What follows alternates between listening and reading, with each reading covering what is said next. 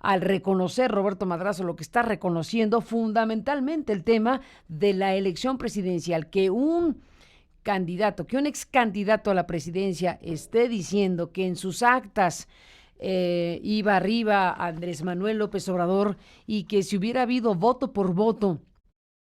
y casilla por casilla, como exigía el candidato presidencial López Obrador en aquel entonces, pues hubiera ganado. ¿Qué tendrán que decir todos aquellos que estuvieron involucrados en la organización de la elección presidencial de México 2006? Pues por lo pronto Felipe Calderón tendría que decir algo, por lo pronto el Instituto Federal Electoral, por lo pronto el tribunal, por lo pronto los que no hicieron eco institucional de una revisión total de la elección con el voto por voto, casilla por casilla que exigía el candidato a la presidencia López Obrador, que alegaba y alegaba con fuerza que aquello era fraudulento y que al final de cuentas lo que ocurrió fue una imposición. Por eso no dejó de llamarle espurio a Felipe Calderón, por eso no dejó de señalar que aquello había sido un fraude. Y sucedieron cosas insólitas que ahora estamos en la lluvia de las imágenes y de los recuerdos de lo que pasó entonces. Ese .5 de diferencia. Recordemos hoy que esa elección en términos institucionales u oficiales se dirimió de una forma verdaderamente encarnizada y la diferencia fue de .5, una diferencia absolutamente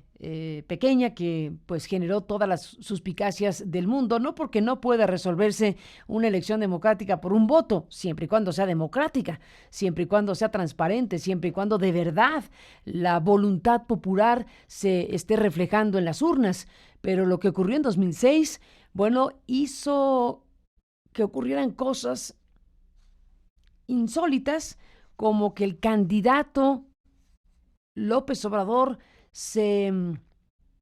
autodenominó presidente legítimo de México. Esa estampa está ahí.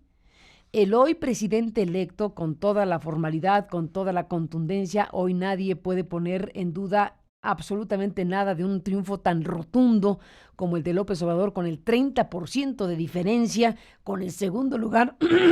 con ese gap, con esa diferencia de votos, no hay manera de dudar absolutamente nada. Entonces, el hoy presidente electo de México, en aquel otro momento de su historia, de sus varios capítulos en la historia, de esta larga brega, de esta larga trayectoria por la presidencia de México, es una de las carreras políticas más consistentes en términos de su decisión de llegar.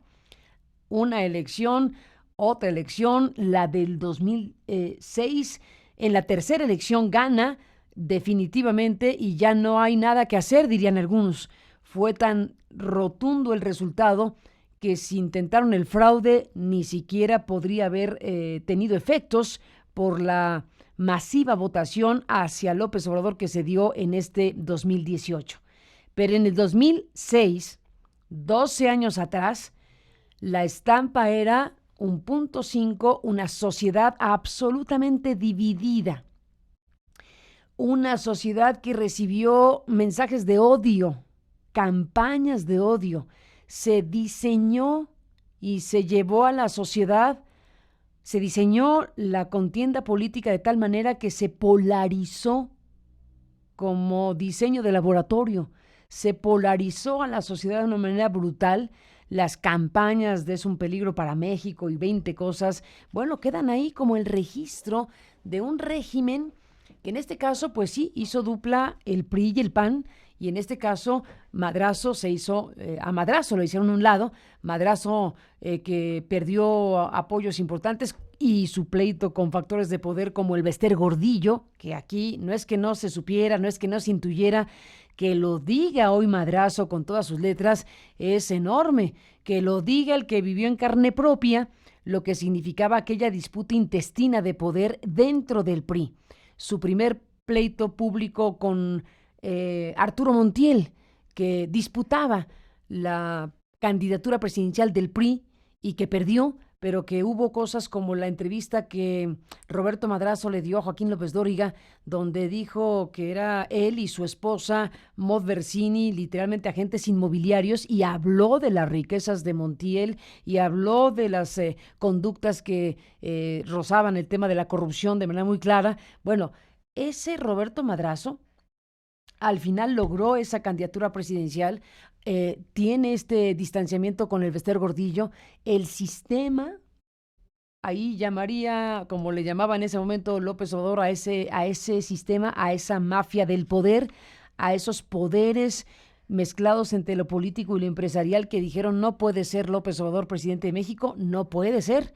Y entonces hicieron toda una estrategia absolutamente deliberada para crear una división profunda entre la sociedad y dejar esta cuestión plebiscitaria, sí o no, por Andrés Manuel, y el vehículo fue Felipe Calderón, para decirlo con todas sus letras. 0.5 de diferencia en los resultados oficiales. Pero bueno, hoy escuchar a Roberto Madrazo decir lo que le dice a Emanuel Zivilla, pues es muy importante para revisar la historia y para identificar responsabilidades. Ahí cómo jugó cada quien, cómo ocurrieron las cosas, cómo fueron los factores de poder político, empresarial, mediático, por supuesto que también, y todo lo que acabó ocurriendo. Esta estampa que estamos viendo ahora, donde se ve a un Vicente Fox que hizo todo lo posible para que no llegara a la presidencia Andrés Manuel López Obrador, está ahí en esta escena que recuperamos cuando está un Felipe Calderón en medio del escándalo tomando la banda presidencial. Esa estampa nos dice y nos recuerda todo lo que aquello significaba. El país en llamas, una sociedad absolutamente dividida, una transferencia de poder totalmente accidentada, una situación que pues ahí la imagen histórica nos recuerda a un Vicente Fox con la banda presidencial en la mano, que la toma, que la deja, que no sabe qué hacer con ella, hasta que finalmente se la da a Felipe Calderón, el sucesor panista que toma la presidencia de México en este contexto. Afuera de este escenario, pues un López Obrador que decidió hacer una escena simbólica, criticada por muchos, alabada por otros, de declararse presidente legítimo de México. Recordamos esta imagen donde Andrés Manuel toma la banda presidencial, coloca en una escena pública a un grupo de personas a quienes nombra una suerte de gabinete legítimo y nombra a personas con responsabilidades para estar como una presencia permanente de oposición y de reclamo por lo que se llamó un fraude electoral, una condición espuria de la elección. Y este capítulo, esta escena, esta imagen de un Andrés Manuel con una banda presidencial y una autodenominación de legítimo, es lo que nos trae a cuento hoy Roberto Madrazo cuando dice, pues, ¿cómo ven que les diga que de acuerdo con los datos de las actas que teníamos nosotros, y no pueden ser otros más que los priistas, pues Andrés Manuel López Obrador le habría ganado a Felipe Calderón? Y que si hubiera habido un voto por voto, habría ganado López Obrador en 2006.